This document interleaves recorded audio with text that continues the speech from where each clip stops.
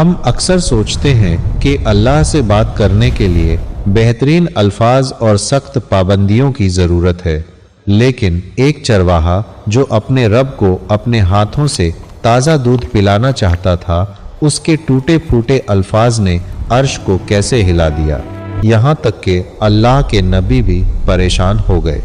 جانیے ایک ایسا ایمان افروز واقعہ جو آپ کا دل نرم کر دے گا۔ حضرت موسیٰ علیہ السلام ایک دن جنگل میں جا رہے تھے کہ انہوں نے ایک چرواہے کی آواز سنی۔ وہ اونچی اونچی آواز میں کہہ رہا تھا کہ اے میرے جان سے پیارے خدا، تو کہاں ہے؟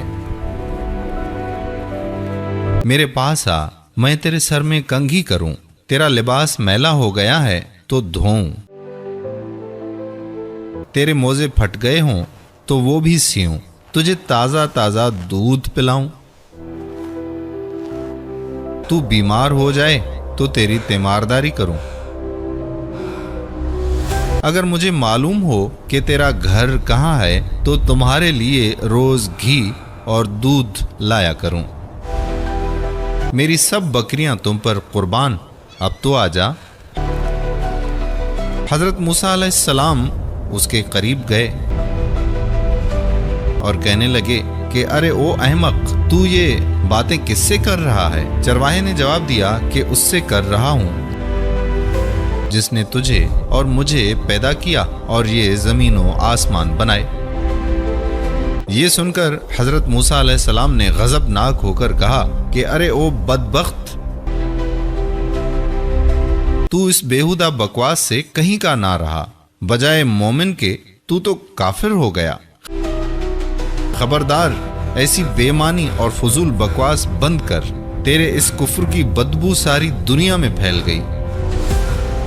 ارے بے وقوف، یہ دودھ لسی ہم مخلوق کے لیے ہے، کپڑوں کے محتاج ہم ہیں، حق تعالیٰ ان حاجتوں سے بے نیاز ہے، نہ وہ بیمار پڑتا ہے، نہ اسے تیمارداری کی ضرورت ہے، نہ اس کا کوئی رشتہ دار ہے، توبہ کر اور اس سے ڈر۔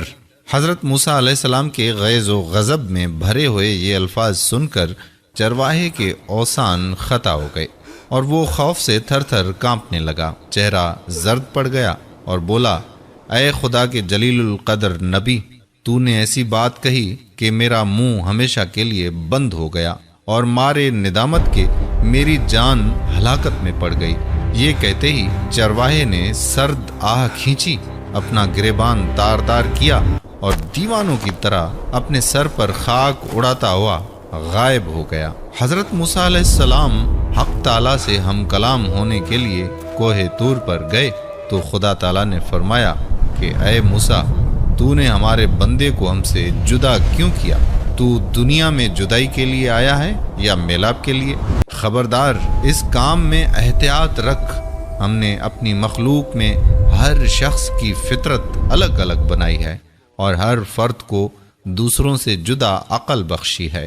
جو بات ایک کے حق میں اچھی ہے وہ دوسرے کے لیے بری ہے، ایک کے حق میں تریاق کا اثر رکھتی ہے وہی دوسرے کے لیے زہر ہے، ایک کے حق میں نور اور دوسرے کے حق میں نار۔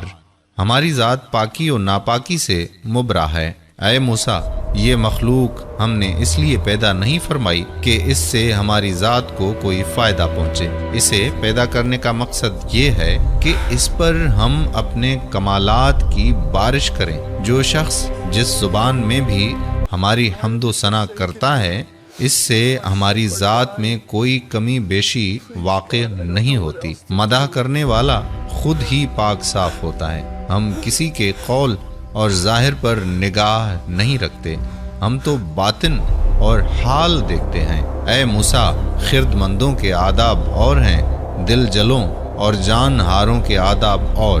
حضرت موسیٰ علیہ السلام نے جب خدا کا یہ عتاب آمیز خطاب سنا تو سخت پشیمان ہوئے اور بارگاہ الہی میں نہایت ندامت اور شرم ساری سے معافی مانگی۔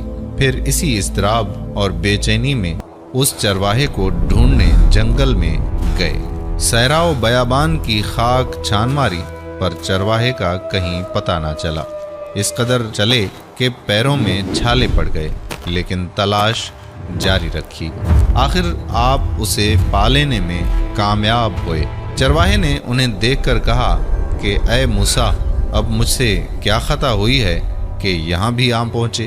حضرت موسیٰ علیہ السلام نے جواب دیا کہ اے چرواہے، میں تجھے مبارک دینے آیا ہوں۔ تجھے حق تعالیٰ نے اپنا بندہ فرمایا اور اجازت عطا کی ہے کہ جو تیرے جی میں آئے بلا خوف و خطر کہا کر۔ تجھے کسی ادب و آداب، قاعدے، ضابطے کی ضرورت نہیں ہے۔ تجھے سب کچھ معاف ہے، بلکہ تیرے صدقے میں تمام دنیا کی حفاظت ہوتی ہے۔ چرواہے نے آنکھوں میں آنسو بھر کر کہا کہ اے پیغمبر خدا، اب میں ان باتوں کے قابل ہی کہاں رہا ہوں کہ کچھ کہوں۔ میرے دل کا خون ہو چکا ہے، اب میری منزل بہت آگے ہے۔ آپ نے ایسی ضرب لگائی کہ ہزاروں لاکھوں سال کی راہ طے کر چکا ہوں۔ میرا حال بیان کے قابل نہیں، اور یہ جو کچھ میں کہہ رہا ہوں اسے بھی میرا احوال مت جانو۔ یہ قصہ حکایت رومی سے ماخوذ ہے۔ مولانا رومی اس حکایت سے حاصل یہ نکالتے ہیں کہ اے انسان، جو تو حق تعالیٰ کی حمد و ثنا بیان کرتا ہے، کیا سمجھتا ہے تیرا ہر عمل الہی تقاضوں کے عین مطابق ہے؟ تو ابتدا سے انتہا تک ناقص، اور تیرا حال و قال بھی ناقص۔ یہ محض اس پروردگار رحمان و کریم کا کرم ہے کہ وہ تیرے ناقص اور غیر معیاری تحفے بھی قبول فرماتا ہے۔ دوستو، جب بھی نماز کا موقع ملے یہ مت کہا کرو کہ آج ایک بھی نہیں پڑھی، چلو کل سے پڑھوں گا، آج کپڑے صحیح نہیں، کل سے نماز پڑھوں گا، یا میرا اللہ کی راہ میں تھوڑے پیسے دینے سے کیا فرق پڑے گا۔ دوستو، اللہ پاک کو ہماری نمازیں، روزے، زکوٰۃ، حج نہیں پہنچتے، بلکہ اللہ رب العزت تو ہماری نیت دیکھتا ہے۔ اس امید کے ساتھ آج کی یہ ویڈیو ختم کرتے ہیں کہ آپ آج سے نماز کی پابندی کریں گے، اور جتنا ہو سکے دین کا یہ پیغام تمام دوستوں تک پہنچائیں گے۔ اللہ پاک آپ کا اور میرا حامی و ناصر ہو۔ السلام علیکم ورحمۃ اللہ وبرکاتہ۔